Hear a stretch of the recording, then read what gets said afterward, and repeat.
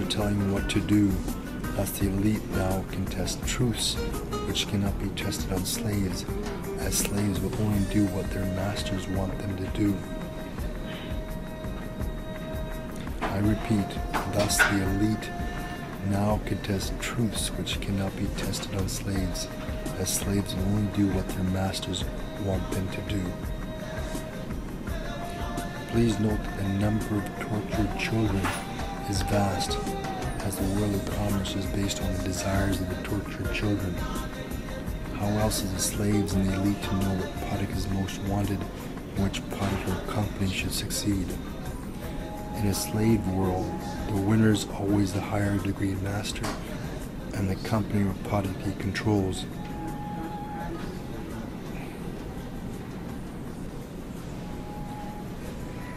Please note that the number of tortured children is vast, as the world of commerce is based on the desires of the tortured children.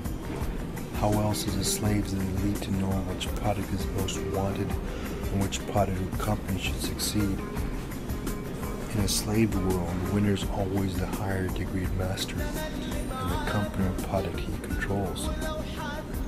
It is the tortured children, not the slaves, that guides commerce and the world at large as to what direction they go, as the tortured children have no master and try to follow their free heart and mind. During the life of the tortured child, he is eventually assimilated into slavery as he begins to follow orders or commands very subtly applied to him. Their craft is devious, and many are unaware of how it functions to control the mind. Thus, over time, most are assimilated back. Note that the free man does not need masters, but the world of commerce needs the tortured children in order to function. The testing of truths on these children makes commerce efficient. One failure of communism is that when the masses were willingly and knowingly controlled from the top, they as slaves created an inefficient system of commerce when compared to the enslavement by using democracy, as the people in democracy are deceived to believe that they are in control, so they work harder. The testing of truths is then taken with political and religious events.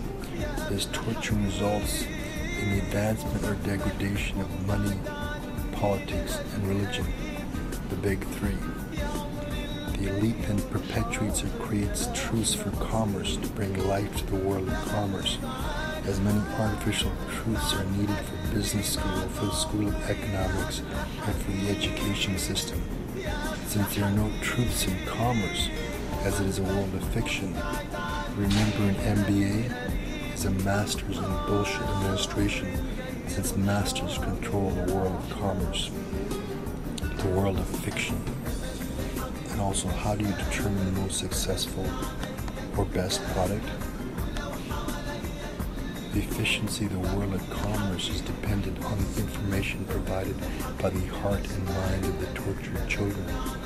If the children are flawed, either naturally or due to the torturing, the result of truths will be flawed, and commerce and politics will not be efficient. Therefore, the masters are many times confused at the ideas and truths put out by the tortured child.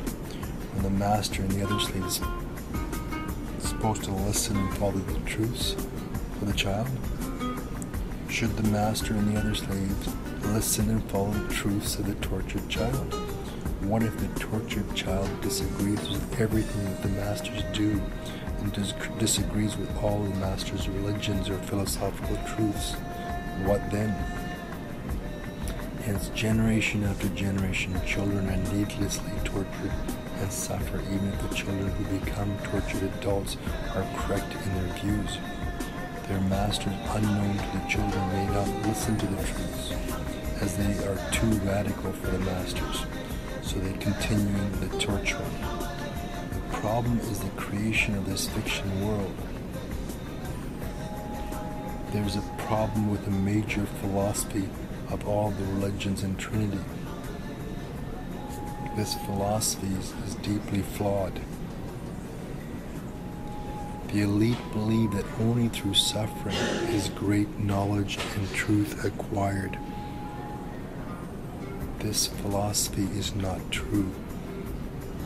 The philosophy that the elite believe that only through suffering is great knowledge and truth acquired is not a true statement. Why do the religions in Trinity hold on to this belief? It is because the elite are guilty, and they need this excuse to justify the torturing of children to continue the enslavement of mankind. The torturing of children is not justified. This is the real truth. The truth of the one does not require a child to be tortured. Torturing is evil and is evidence of the work of Satan. As a result of the confusion as to what truth should be accepted, a natural battle between the tortured children, the slave masters, and with the slaves occurs. As the slaves reject the child's truth and demand for the child to be enslaved, and then they torture the child even more, torturing the child in his teenage years and in his adult years. Many children give up and enter the world of enslavement. Many acknowledge a master, many die, many commit suicide. Many enter the prison system, or they may enter mental facilities. When you look at the world, prison systems, they are littered with tortured children. Most have been assimilated, but they still spend time fighting. With regards to commerce, the product or company that is desired by the tortured child is then rewarded. The master and their slaves of the product or company that is desired by the tortured child or adult does not want to lose sales of the product to a higher master, so they do not reward the tortured child or adult for picking a good product, but are instead encouraged to not acknowledge the success of the child's wisdom, so that the masters above do not provide the child or the adult more benefits, making the child stronger and therefore harder to control. They would like to deceive all, so the benefits remain for the slaves and the masters of the company. The system works so that the slaves and masters benefit by deceiving. It's flawed. So they will attempt to deceive the child and to deceive the other masters about what the truth is and what the truth the child is speaking about. Sins are committed by the slaves and their masters. Satan is at work, and the higher masters observe and note the evil ways of the slaves over the life of the child adult. As I indicated before, there's grandmasters, even higher masters above them, who observe, who note, who execute when the time is right. They watch the lies and the deception of all. Do the grandmasters stop the torturing children, or does it ever end? The path of the torturing ends as follows. Some live to be adults and then become enslaved. Some end in prisons and continue fighting the system. Some live on Skid Row, giving up much of the world. Some end up as murderers, some as rapists. The tortured ones who cannot deal with the truth begin hurting others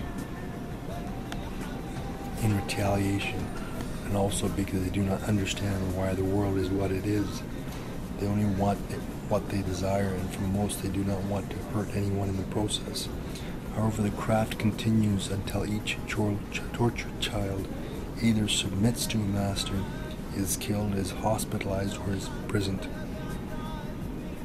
As total freedom has never been provided to anyone, no tortured child has ever survived to be totally free of all masters. Yes, some of these children survive as their truths are recognized by the country and by Trinity, and therefore the child may become a great CEO, a great leader, a great person, but only if the child is submitted to be a slave, submitted to the world hierarchy of structure and enslavement. The rest are killed.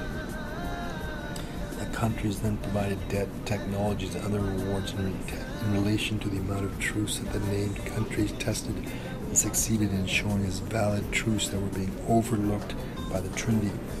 Thus, another generation passes as the Trinity looks for other countries, races, groups who would like to challenge its dominance in exchange for the sacrifice of its children. The example provided above is what happened in many nations, and it is an example of what happened in Vancouver, BC, Canada, over the last 40 years. Secret Society members of Canada, with the approval of international members, made a deal. Asians wanted to come